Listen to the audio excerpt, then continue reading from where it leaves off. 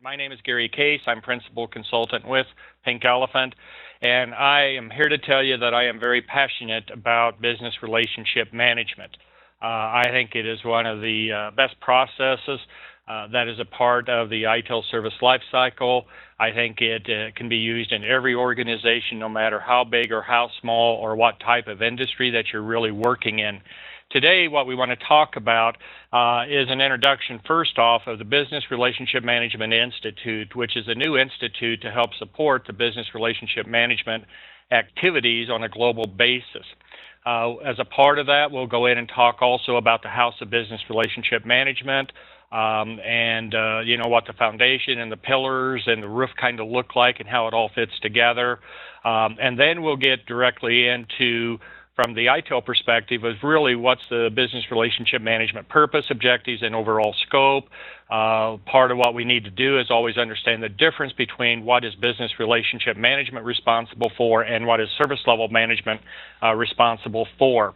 Also, we will review the different portfolio types that are important to help us manage business relationship with our customers out there.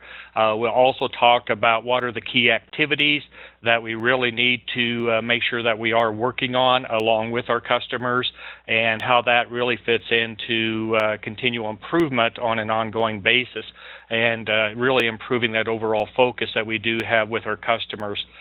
Because that is absolutely so critical. Then we also think in terms of, throughout the session, we'll talk about different integration points, and then also one of the topics of what would I do when I get back to the ranch, so to speak. And if you do have any questions, feel free to ask questions at the end. That would be great, and I'll go on ahead and be sure to provide answers to those. So, first off, when we talk about Business Relationship Management Institute, it was incorporated in 2013, and it's really kind of creating that global view around how do we define business relationship management, how do we inspire people to want to really get involved, the value that it does bring to the table, as well as the key traits that have to be identified there. And it really is a community of business relationship management professionals representing all industries, and again from around the globe. One of the key activities that they do provide is a body of knowledge. So again, from a global perspective, we do have that body of knowledge. That's very good. They also have some training, development, and certification, which I will talk about there. And the Institute also offers a variety of research and publications that can be used. And this is a membership organization. I do just want to make sure you are aware of that. So their certification they have is a 3-day class, and it's really focused on the role of the business relationship manager, focused on the importance of the strategic partnering that we need to do with our customers, because that's really what this is all about, being a strategic partner and working at a strategic and tactical level. And it's helping with the overall formulation of, the business strategies, and making sure that IT is going to be in alignment with what those different strategies are. They'll also talk about portfolio management. They'll talk about the business transition, which is absolutely critical, because that's a key part of what we should be helping the business do, is transform themselves as well as grow themselves. As far as their role in service management and making sure, again, how does that fit into the alignment of the overall services that have been defined as service portfolio management, and also any service levels associated with those services.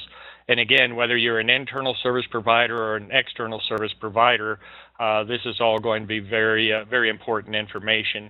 And overall, again, it's quite often all about timely, effective communication that we do use on an ongoing basis to ensure that there is the proper setting of expectations, there's proper escalation that is going on, and that truly we understand the future business models, needs, requirements, etc., as the business continues to change. When we talk about the House of Business Relationship Management, at the bottom there is basic foundations that the role really has to be thinking in terms of. And as I mentioned, it's really that strategic partnering because we do want to be their providers of choice. We want to be looked at as a trusted partner, and we're sitting at the table with them when they are actually having their overall strategic discussions about their future, where they want to go, how they want to get there, what's the new business model going to be, the new strategies, goals, and objectives that's there. We want to be that partner with them. Also the business IQ, and this is one area that I really find that many organizations really don't do as good a job as what they should be doing. And to me, when I think in terms of business IQ, that is really understanding very clearly what our business is actually doing, and that is truly understanding what the business model is, what the business strategies, goals, and objectives are, what the outcomes that they really want to achieve. And to me, I kind of frame this up in the terms of what services do our customers use, how do they use those services, when do they use those services, and then also overall a part of that is understanding clearly what is the impact when the services do not work. And that impact is going to be maybe cost of downtime, it could be regulatory potential fines, it could be image and brand issues that's out there. And one of the other best practice concepts that I like to introduce when we talk about business IQ is really lean IT. Making sure that we have the voice of the customer, we clearly understand through the critical to quality tree, what are the requirements and wishes, and prioritize that. But it's also having those discussions around, what is the business really wanting to try to achieve in the future. Portfolio management is key. We'll talk about that also a little bit later on in the session. It's about understanding what is a portfolio for our specific customers, what's the portfolio of the services customers are using. It's going to be looking at the agreement portfolios, and so we'll get into all of those aspects a little bit later. Also the provider domain. So again, as a service provider, we want to be the provider of choice. And whether you're an internal service provider, you still may have customers who are not taking advantage of your services. And what we find there is there's, over the last probably 2 years, there's been an uptake of shadow IT happening within the business community where they bring in their own technologies or their own people to run technologies they may already have existing that is out there. So in all honesty, you may have customers who are type 1, using a type 1 service where that, technology is embedded in their organization. A type 2 is a shared services, or a type 3 are your actual suppliers or vendors. And you have to think about, as a provider domain, you may have to manage all 3 of those different provider types that are out there to deliver an end-to-end service. Again, the communication is absolutely incredibly important, timely and effective communication. We need to make sure that it is always proactive also. We cannot always work in a reactive mode. And then all of this really should be helping us. How do we transform the business? Because that should be a real key thing that we want to be talking about there. The pillars is, are 4 very key areas there. It's about, they talk about demand shaping, but it's not only the demand shaping, it really needs to be from a perspective that business relationship management, from an ITIL perspective, would be working with demand management to identify, anticipate, and estimate what that demand is going to be. And because that's important, because that may have a direct impact on how well the services can actually be delivered. And then another part of that is actually shaping the demand. In other words, can we influence the customer's behavior that would change the demand, therefore change the workload on our services, which then could improve the performance of our services overall. And you can do that from a services perspective, or you could actually even do it from a technology component perspective, and you can even do it from a service desk perspective that is out there. So a very important role for business relationship management is to be working closely with the customers around the services, when do they use them, how do they use them, et cetera, because those are all patterns of business activities that help with the overall understanding what that demand is. And then do we have the ability to shape that? Exploring is all about the future. It's exploring, what the customers want to be doing, what the future business models are going to be, the new strategies, goals, and objectives, and maybe even exploring innovative ways of delivering services that we aren't delivering today that would provide value back out there to the customer. And then we have to make sure from a servicing perspective that we actually are meeting or exceeding, if that is the goal, of the service levels that we have agreed to or put in contracts if we're an external service provider that is there. So we need to make sure that we have the ability to keep the services up and running. If we do have an incident against the services, then we have the opportunity that we can restore that service fairly quickly. Again, all to stay within the guidelines of any service level agreements that you have. And then value harvesting is absolutely incredibly important. And the key word to me is value. And no matter if you're looking at ITIL as a best practice, if you're looking at COBIT as a best practice, or you're looking at Lean IT as a best practice, you'll find that word value is so important there. And the caution that I have for everyone is that we oftentimes get caught up into IT wanting to talk about how they have delivered value. They start talking about how well they've met their service level agreements or how well they've achieved in their service delivery. They've got all these projects on time and on budget maybe. But in all reality, there is only one person that can say if they got value, and that is your customer. And the best example I have of that is a customer I worked with on the West Coast. And they were not a managed service provider, but they were an internal IT organization, but they provided support to many external global organizations. So they weren't a managed service provider per se, but they had a lot of external, some of the larger external customers you would have on a global basis. And I was talking to one of their senior leaders one day, and he was telling me this story that he was having a meeting with one of the global customers, and they were reviewing the service level agreements. And we'll just call this senior IT leader, call him Bob. And he was having this discussion and really talking about how well they had achieved their service level agreements. And that's all he kept talking about is how well, how well, how well. And finally, their customer held up the hand and says, "Bob, can we stop?" Because then the next words out of the customer's mouth was some of the most incredible words that have stuck with me to this day. And just think about the power of the words that the customer was saying. And the actual words were, "It sure doesn't feel like that to us." So in this particular case, the organization had been meeting or exceeding their service level agreements, but the customer still saying, this just doesn't feel like that to us.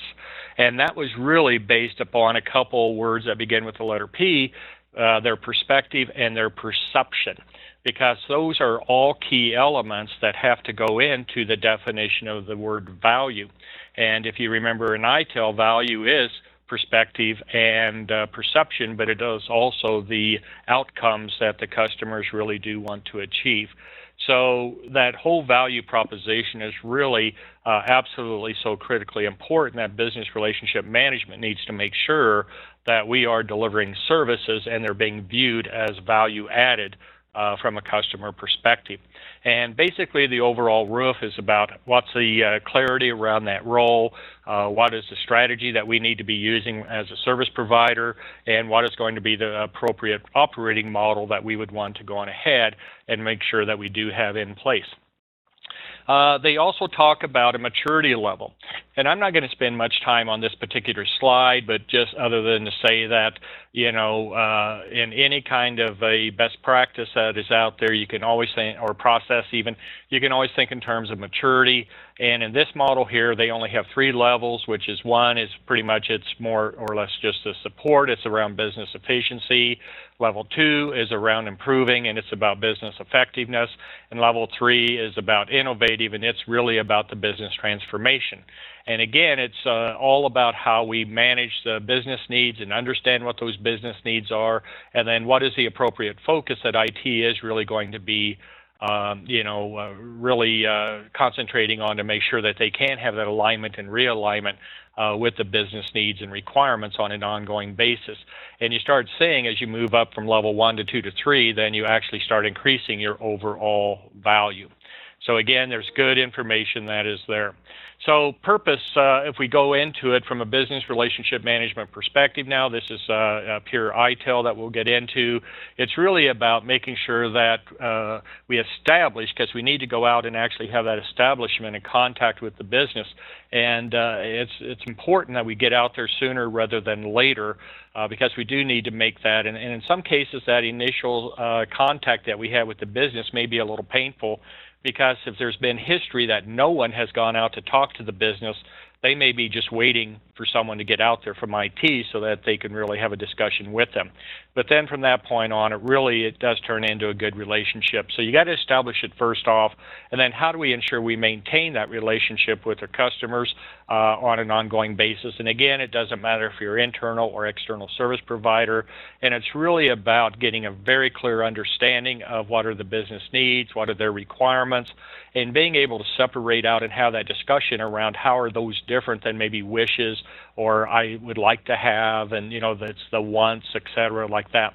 And so we need to think in terms of having this conversation, and it should be an ongoing conversation that we have, because business requirements will change over a period of time, especially as the business transforms itself, as they want to change their business model. And so we always have to think in terms of having those discussions around requirements and needs. And then another part of that, establishing and maintaining that relationship, is again, because we want to be that strategic partner, trusted partner, is that they should be very comfortable telling us when, to go back and use those same words, it sure doesn't feel like that to us, because they are the ones that really have to define if they have received the value. So when we think about objectives, first off, it's the perspective and perception of the service that we have delivered as a service provider. I've already talked about that. It's about high levels of customer satisfaction that is out there. And it's important that business relationship management, because that's really one of the key areas that BRM really should be focusing on, is that overall customer satisfaction. And the customer satisfaction, especially from a services perspective, has got to be from an end-to-end perspective. Because that's really what the customer experiences, is that end-to-end service. It's not anything about what the technology silos are, whether it's the database or the server or application or network or whatever. That satisfaction is really built around that end-to-end, that when they hit the enter key, they actually get the results that they expected to get there. And one thing I will say is around customer satisfaction is that I think business relationship management not only has to address how well are we performing, but I also think another part of customer satisfaction and the questions that we should be asking from a BRM perspective is, how important is what we're doing?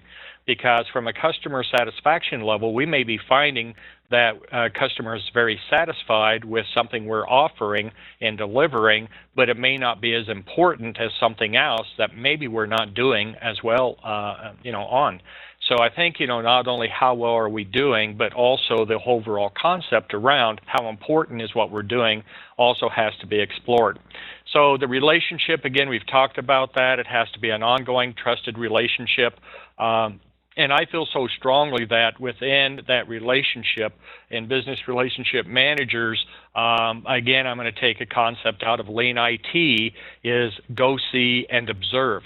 So in other words, a business relationship manager really should be spending time with the customers on the plant floors or wherever the work is being performed, so that they can truly see, firsthand how the customers are using our services, when they use them, how they use them, and also what impacts happen when the service is not available to them.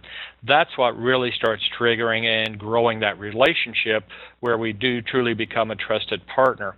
We cannot stay in the IT organization. We've really got to be out in the business community, and like I said, being involved where the work is really being performed. informed and being able to observe and see what really does go on. BRM also, from an objective perspective, has to be very aware of what any changes are going to be made to the customer environment. Now, that could be location changes, that could be business model changes, that could be new services that is going to be a part of that, environmental changes, and of course technology that customers may want to bring on board, and therefore the technology trends that are out there, business relationship managers really need to be a big part of that. And because, don't kid ourselves that, in all reality, our business customers out there oftentimes are just as savvy as we are around the technology that is there. And sometimes what they're looking for us is advice and guidance. And we need to be in a position to really go on ahead and do that. So again, we've talked about the overall business requirements, what we need to have out there. Again, the difference between requirements versus wishes or wants, and we need to really focus on what those needs. And we need to make sure that we can mediate if there's, those requirements are not going to be able to be met. We have to then maybe go into some negotiating and at least be fair and honest with them about what are the costs of maybe what they want to have done. Because, sometimes they ask for things and they aren't aware of that there's costs associated with it. And again, a good example I have there is an organization that, they had a customer that wanted to have 5 nines because that was a buzzword. Everybody was talking around 5 nines of availability. And so, some customers that I've actually worked with, they would say yes because they're really not allowed to say no to anything. And so they become an order-taking organization. And so they will say yeah to 5 nines, and then they scratch their heads and try to figure out how in the world they're going to be able to do this, knowing up front they can't. They don't have the resources, the infrastructure, et cetera, in place to be able to deliver that 5 9. So therefore, that's what happens when we always end up over-promising and under-delivering in those particular situations. This particular organization actually says, okay, let us check into it and we'll get back to you. And they did check into it. They came back to the customer group that had asked for it, and they said, yep, we can do the 5 nines. It's an additional $19 million a year. And the customer group says, thank you very much, but 3 nines are perfectly fine because that's what they were used to, because they hadn't thought from a cost perspective. So whenever we do define and get understanding what are the requirements, we need to think in terms of what is it going to cost us to actually be able to deliver that, and that's where business relationship management will work with service portfolio management, and I'll talk a little bit more about that later on. And then from an operational and tactical perspective, it's really about, are the requirements being met, and are the business needs being met, and are we actually delivering that value? And also business relationship management from an objective perspective really has to understand they're going to be in a position, because they are so close to the customer, they'll hear complaints, but also they're a focal point for escalations, especially in times of like a major incident that are out there. So overall scope is really, again, those services that meet the customer requirements. And again, we look at this, from an understanding of what they need and how well we're delivering those services from a strategic and a tactical level. Internal service providers, it's about aligning the objectives of the business with the activities of what we do. From an external service provider, what really is there is around maximizing contract value.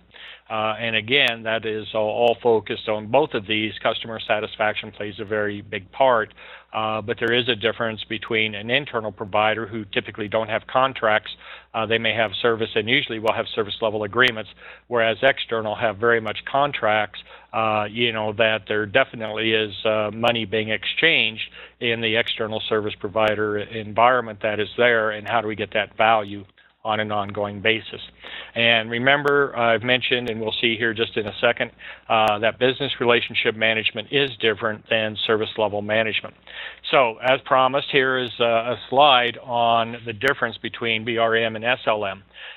So if we think about the purpose, it's really, they're both relationship-based to an extent, but primarily business relationship management is really around that strategic and tactical relationship. It's about, from an ITIL perspective, the utility and the warranty.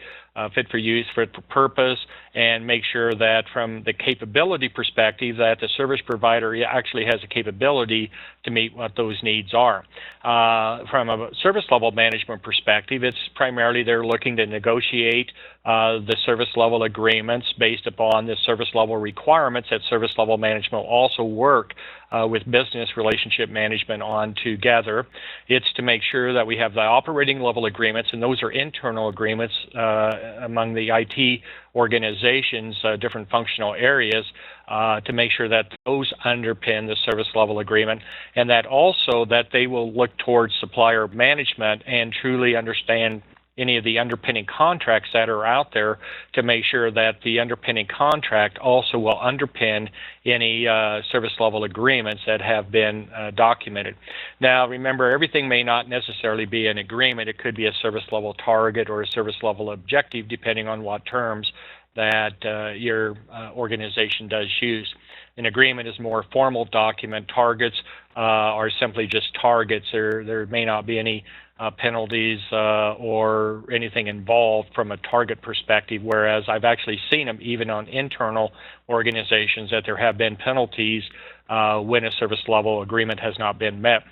So the focus, again, business relationship management is more at a strategic and tactical level that is out there. Service level management is more tactical and operational. So once the service level agreements are in place, then it's about monitoring, measuring, and reporting on how well that we actually went on ahead and achieved against those service levels that were there. And so we have those reports back out to the business and internally to within IT. And in both cases, that focus really needs to be a little bit different on what I refer to as the service review meetings. And, you're going to have what I refer to as an internal service review meeting, and that's typically facilitated by service level management. And that's just internal, process owners, service owners, functional, managers, and it's talking about how well did we perform against certain services, because you can't discuss every service. So it may be key ones against a customer or your core services to start with. How well did we perform? And if we had some issues or challenges and incidents, problems, etc., what can we do to improve? And so the output of that internal service review could actually be a service improvement plan. And then after that, we would do an external service review, and that's basically facilitated by business relationship management, and that's with the customers. But now at least we're prepared to have that discussion with the customers of how well did we do, but we already have a service improvement plan or improvement opportunities that we've identified in place. So the primary measures when you think about this, BRM again, is around the customer satisfaction. We've talked about that, and are we delivering that value? And whereas the primary measure for service level management is truly around the achievements of the service level agreements that are there. So when we talk about portfolios, there's a couple key portfolios. One is going to be the customer, and it doesn't matter how you actually go through and publish or document what the portfolios are. It could be database, it could be a structured document that you have, but it really is used by business relationship management as well as many other processes that are out there, because it's important to know who are all your customers that the service provider actually is delivering services to. And even sometimes just getting down even into a simpler question, and I do this all the time, is just simply ask the IT organization, different parts of it, who are your customers? And you'd be amazed at the answers, because there has been no discussion around who customers are. There's no documentation around customers. So you'd be amazed, as I said, to hear some of the comments back. Just within the last 6 months, I had one group tell me they have no customers. Other groups will look at it and say, well, it's the application group is our customer. And so what they're doing is looking at it from an infrastructure perspective and not really looking at it from an end-to-end perspective, that applications and infrastructure and all other functional areas within the IT organization actually does have a customer group and business units that are out there that are utilizing their IT services that's there. So again, you need to make sure from a customer perspective that we're talking to the right people. So in other words, who should we be talking to, who has the ability to make the decisions and influence within their own particular organization. And, you know, when we have those discussions around that customer and start documenting the customer portfolio, we can start getting indications by words that are used as to how customers will see the value of what they have as an expectation coming from a service that we do provide. And a lot of this also, the portfolio really starts entering into the overall you know, service portfolio investment decision. And I just want to spend just a little bit of time talking about that because we have to think about how do we need to invest our money from an IT perspective. And there's 4 basic areas that we could focus on. One of the areas is going to be investing to help the business grow. 2 is investing in helping the business transform itself. 3 is investing to keep the lights on, or 4 is investing to retire services. So I'm going to start with the last one and talk about that first. Again, all I can talk about is personal, you know, observations and opinions based on everything I've seen over all the years. IT organizations typically do not do a good job of retiring services. They have tendencies, they just continue to add on complexity on top of complexity on top of complexity, and we really need to step back and from a service portfolio perspective, start asking the tough questions about what services should we retire. Now, we have to can't do this in a silo, and that's where the customer portfolio comes in, is once we start seeing that maybe we only have one customer who's using this service, and it's not a core service at this point in time, or maybe we already have another way to deliver that service, so we just have duplicate services, or do we have 80% of all of our customers use that particular service? That would be input into the overall you know, aspect of what we could retire. Then to keep the lights on, and unfortunately, this is probably the #1 area of concern for many organizations, is that they're spending the bulk of their investment money, you know, around keeping the lights on. I've seen it as high as 80% of the total investment is just simply keeping the lights on. And that's some of the frustration the business has, because if there's that much money spent to keep the lights on, it's leaving actually very little money to transform the business and to grow the business, which are 2 key things the business really has a real focus on. So therefore, that's why we have to have a better understanding of what the business really values. We have to do a better job of more efficient and more effective processes and services that are, you know, delivering value from an end-to-end perspective from a customer's viewpoint are all important. And so this overall portfolio that we start thinking about and the investment decisions that we get into is very, you know, key item that we have to think about. And so to go along with this, I would say that business relationship management plays a key role with service portfolio management, because as you'll see here in a little bit, business relationship management is responsible for creating a business case that would be presented to service portfolio management on a new or maybe major changes to an existing service that is out there. And also, depending again what, you know, whether you're internal or external, it actually applies to both, that once you start seeing your customer portfolio, you may notice that there are customers that have not chosen you to be their provider of choice. And this is both internal, as I said, as well as external. So that can help you identify potential new opportunities and new customers, or it may just help reemphasize the market segment that you actually want to be in that is there. But again, more often than not, it's saying, hey, why is this customer or this business unit not using us as a provider? And we need to go out there and see if we can persuade them to let us be their provider of choice. The customer agreement portfolio, again, it's a structured document. It's all on the service agreements or contracts. And remember that there are contracts that are underpinning contracts. Those are often managed by supplier management, whereas actual service level agreements are managed more from a service level management process. So business relationship management is going to use this. It's incredible information they need. Service level management is going to maintain these agreement and contract areas. In some organizations, they may be separated, where service level management only has access to the service level agreements, and supplier management has access to all the contracts. But they have to be looked at together. They cannot be looked at separately for an understanding.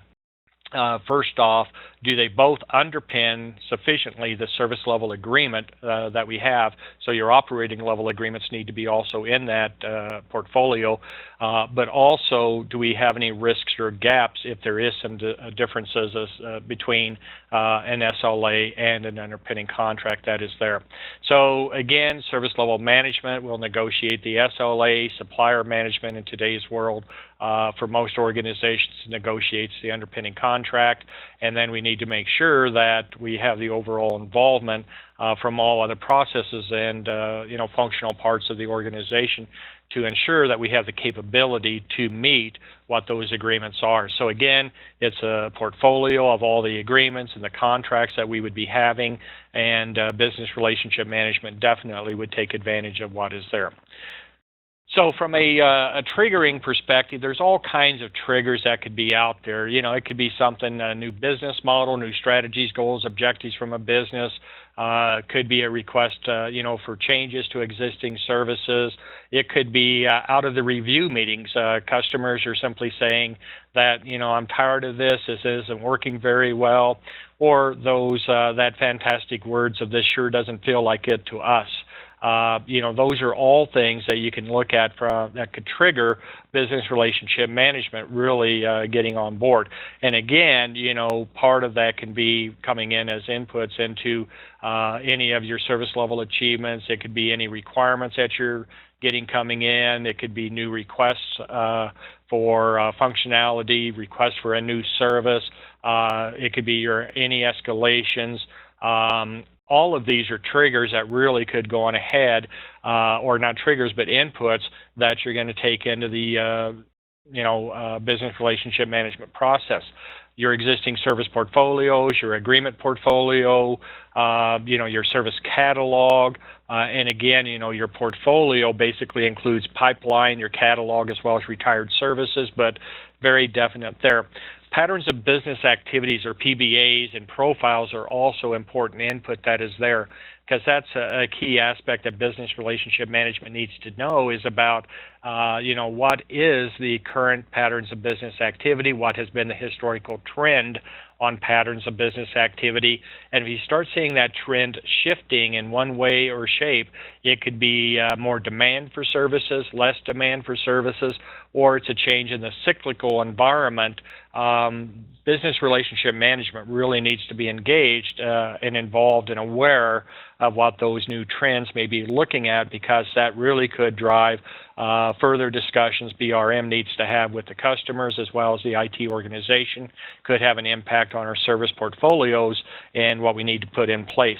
Outputs is going to be anything from understanding who our customers really are and what our market segment is that we really want to look for. We have to do a better job of really understanding what are going to be the outcomes that customers want to achieve. And anytime I see the word outcomes, I always go back to the definition of a service. And to me, this is the most important sentence in all the 5 core ITEL books that are out there. And pretty much the definition of a service says a service delivers business value. It helps customers or business achieve the outcomes they wish to achieve, and it's those outcomes that are important. And that's one of the things that I find when I'm working with organizations is that if I ask them, well, what is the outcome that this business unit wants, people in IT have a hard time defining what that really is. And that's part of, again, business relationship managers being in the business community where the work is being done so that they can get a real, clear idea of what are the outcomes that they want to achieve. I was in a company this last week, actually, and it was an insurance company, and so it was very easy for them that, the 2 major outcomes that, certain business units, depending on what it was, wanted to achieve. One part was we want to be able to write policy. That's our revenue generating opportunities, writing that policy. And another part of it, we need to pay claims. And he says not being able to pay claims is even more of an impact, especially to our brand and image, than not writing policies. So that outcomes is very important, and I think business relationship management has to have a much better idea of what are those outcomes are. And again, a part of the output of here is that business relationship management, because they write the business case, they will know if that request for a new service or major changes to a service is going to be funded and chartered from service portfolio management.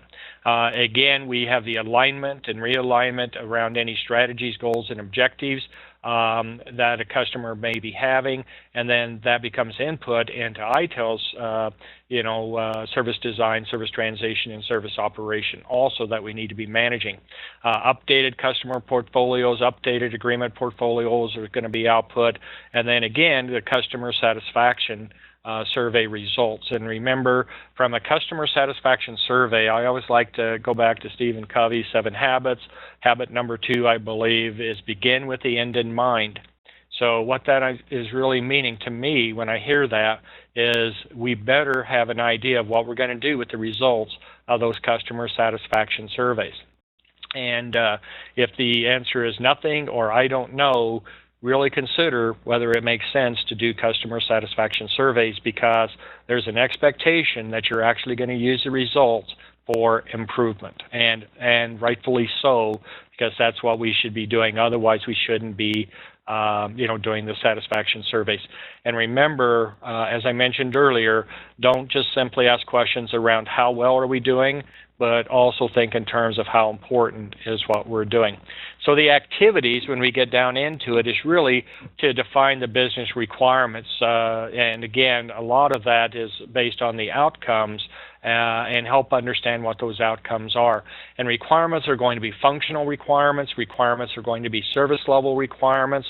Those are all key activities that business relationship management would have a big part in, and then they would also have to work with the rest of the IT organization to make sure that we have the capabilities in order to meet that. And so whether it's business relationship management or service level management, we also have to be able to define what are the non-functional requirements before we get too far down the path. And in fact, that really should be a part of service design lifecycle stage, because what do we need to have in place to manage, support, and sustain that service when it does go live? I've talked already about creating the business case and submitting that to service portfolio management.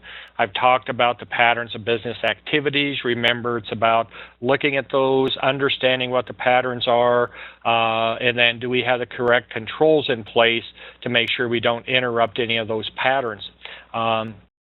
Certain organizations in the, whether it's retail or some financial, that, during the holiday season, you just don't mess with them, because the patterns of business activity that's their highest pattern in demand on their particular services that they have. And so we got to really appreciate what that is. If we start seeing that there's a shift of those patterns of when they occur, how they occur, whether it's increased demand, decreased demand, or in a cyclical nature, then again, we got to really understand everything that's going on. Another activity is around, the overall communications, the escalation points, especially during any form of operations, day-to-day activities that's going on.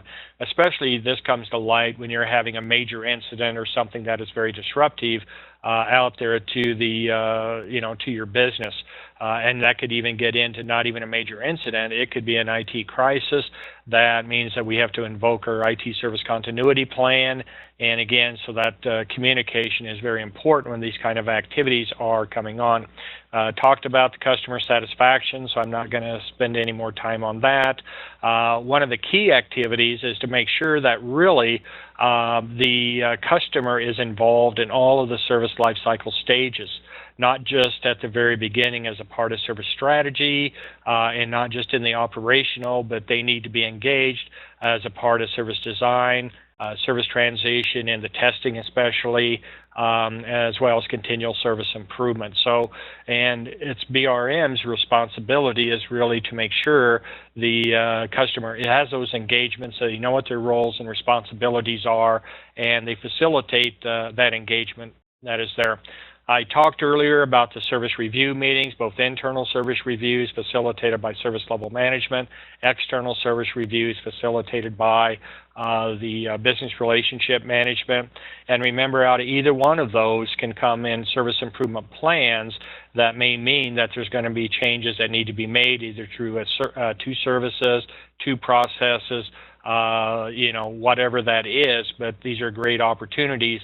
And those review meetings, especially the external, is all about communication with the customer. It's about understanding new requirements or how well we're actually delivering. And remember, during the service review meetings, make sure that you're in a listening mode and not a talking mode that is there. Because, again, it's all about identifying what those improvement opportunities are. So as we go through the life cycle stages, these are some activities that business relationship management can be involved in. And remember also it's going to be that we're keeping the customer involved during these stages also. That's there. I'm not going to go through all of these bullets on here, but just needless to say, there's a lot of activities that business relationship managers will be involved in from a strategy perspective. We've talked about the business case, the patterns of business activity, and service design, all the requirements that have to be there. Remember, functional requirements, service level requirements, you know, working with service portfolio management to get the investment and the funding for that. How do we make sure that, because remember, the output of service design is a service design package that should have all-inclusive, all of this design and requirement criteria built into that. And transition, again, how do we ensure that, you know, overall we got the customer, we're facilitating their ability to get training, we're facilitating the ability, you know, to have them perform user acceptance testing. And remember, as we go through design and transition, there's a couple other processes, or one other process primarily, but it's called change evaluation. And this is all about change evaluation should always be thinking in terms of service acceptance criteria. As we're going through some of the design, are we getting all the requirements? Are we getting all the information we need?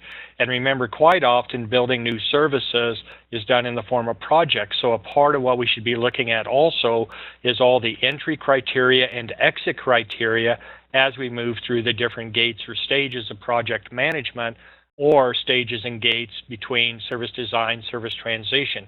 So we should always be thinking about that service acceptance criteria and making sure the customer is a sign-off on, yes, this is still delivering us value that is out there. Of course, then, you know, they should actually sign off that, yes, we're ready to go to production. Once it gets in the operation, you know, again, you know, whether it's we have a IT crisis that's going to cause us to invoke a continuity plan, major incidents, business relationship management is going to be very much a focal point, escalation point, communication point. Those are all key things. And then BRM should always be focused on continual service improvement, what were the achievements we had, but also where we had issues maybe around services and not just the processes, but you know, both of those are absolutely key. And there's nothing wrong with the business relationship manager, you know, creating their own service improvement plan as a kickoff. And remember, every time we're having discussions, it should always be back to, from a CSI perspective, about alignment and realignment based upon what the customer requirements truly are. Key responsibilities when we start thinking about the business relationship manager, again, they need to be at the strategic table. I cannot stress that enough. They got to be very clearly aligned with the business, clearly understand the new strategies, goals, objectives, any new business models that have to be implemented. They will create the business case, submit that out to service portfolio management. Service portfolio management will also work with demand management, financial management, because these are all key things around making that investment decision and BRM helps facilitate a lot of that because they are representing the customer in this particular area. And that's really a big part of what BRM is in doing, is that being that liaison between the service provider and the customer themselves. Already discussed patterns of business, and again, we need to make sure all the requirements are gathered, and then also make sure the customer satisfaction. So talked a lot about the activities, the objectives, and that's really what the business relationship manager, as far as their role and responsibilities, is tailored right along everything we've talked about up to this point. Again, customer satisfaction. The only thing I would add in here is use it and use it and use it. I think the best way to do customer satisfaction is not through written surveys, electronic surveys, but it's really to go have heart-to-heart meetings as a trusted advisor and partner, sit down with your customers, business groups, maybe multiple focus groups or something, and really just ask some questions, but listen and hear what the customers have to say. And remember, there's words that are going to be used. There can be a whole difference between perception and reality, because it doesn't matter. Perception is reality in the customer's mind, and we have got to be listening for that because they are the only ones that can really tell us if there is going to be any, if we're delivering value. And if we're not, they will also be the ones that tell us that. So again, we need to update any CSI registers, identify improvement opportunities, create service improvement plans. So there's a lot of outcomes that we can, and outputs that we can actually work on as a part of what comes from a customer satisfaction survey. Again, just be very careful, because I've seen organizations do customer sat surveys, and in all reality, they don't do anything with the results. A great example, I know this is at a service desk level only, but it's a good example because I think it happens, customer satisfaction, at all levels of an organization. I was in a customer site and I was walking down the hallway. The service desk manager stopped me and says, "Hey, Gary, can I schedule a meeting with you?" I said, "Yep, definitely." I told him how to go about doing that because I had a single point of contact that was responsible for all my scheduling and time. And I said, "Just talk to so-and-so." And I says, "But just real quick, what's the topic of the meeting?" And it was about how do we get better responses on our customer satisfaction surveys. And I says, "Great, but let me ask you three quick questions here." And I says, "Have you ever thanked people for completing the survey? Have you ever acknowledged and said, 'We're listening'?" And he says, "Stop." He says, "You've already told me enough." He says, "We haven't thanked them. We don't do anything with the results." And, I didn't even get to the third question. And so it's really about really understanding that. Begin with the end in mind. This is a great opportunity. Even if the comments are negative, consider those opportunities, because it really is a blessing that someone has told you. It's the ones that don't tell you, but they tell everybody else that they're not happy with your service, is really when we get into some trouble. So remember, the business relationship management truly is the voice of the customer. And oftentimes from an IT perspective, we forget to include the voice of the customer. I can't tell you how many times I've been sitting in a change advisory board meeting. They're having this conversation about a change to a service, about possibly having to go outside of the maintenance windows, so it is going to create a service impact, etc. And I'll just interrupt the meeting, and I ask them point blank. I say, "Who in this meeting is representing the customer?" And I can only tell you, I think one time out of all the times I've asked that question, has there truly been someone representing that customer in that particular meeting. And that's what business relationship management really does. On top of everything else we've already talked about, they truly are, in many cases, the voice of the customer, that if they have to step up and say, "Well, let's stop right now until we confirm with the customer to see what they really have to say." Have to confirm.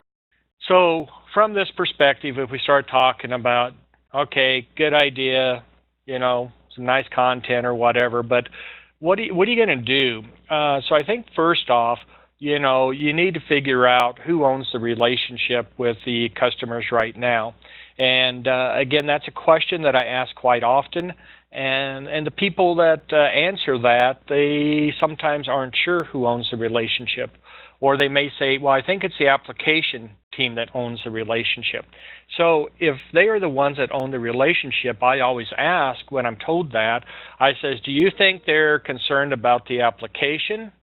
Or do you think that they are concerned about the end-to-end service? And of course, 100% of the time they say, well, it's really about the application. So understand who owns the relationship, with that customer, and then make sure that you do have a meeting with that customer, schedule it, get it done as soon as possible, preferably within the next 30 days. But you really have to understand also what their roles and responsibilities are. Look at your service level achievements. How well are you actually doing, or do you find some services you're not doing so well in? And identify what those are. Try to come up with, some improvement opportunities that you have around that. If you haven't done an internal service review meeting, go on ahead and do that, whether it's driven by service level management or business relationship. If you haven't done the external service review, again, that's go out and meet with your customers. I think that's very important. And really, ultimately, get those service improvement plans in place and make sure you got owners of those, you got timelines on it, and expectations are set, not only internally, but also with our customers that are out there. And the one thing that I haven't mentioned yet that I do need to mention, because I think it's very important, is the overall concept around if you don't have business relationship management, but you have service level management, or you have business relationship management and not service level management, you really need to make sure that whatever process you do have is stepping up to the plate and taking on the activities and the responsibilities of the other process, because otherwise you're going to have some gaps in your processes and create risks overall in your ability to deliver that value back out to the customer on an ongoing basis.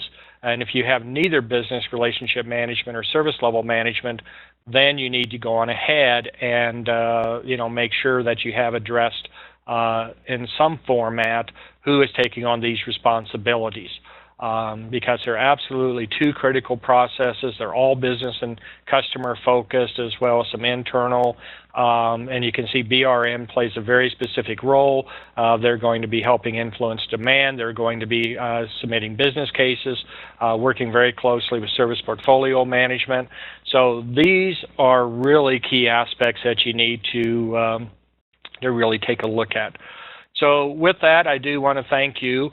I hope you found some value in this particular session. One of the questions that I'm always asked is around where should I start? Is business relationship management the first process I should look at? And being very passionate about that, it's very easy for me to say, yeah, why would you not start with that? But you got to kind of pull back and think. And in all reality, what you really need to do is to think in terms of what is going to create value for your customer. And in some cases, you may have some operational processes that are big pain points that you may have to look at getting done first.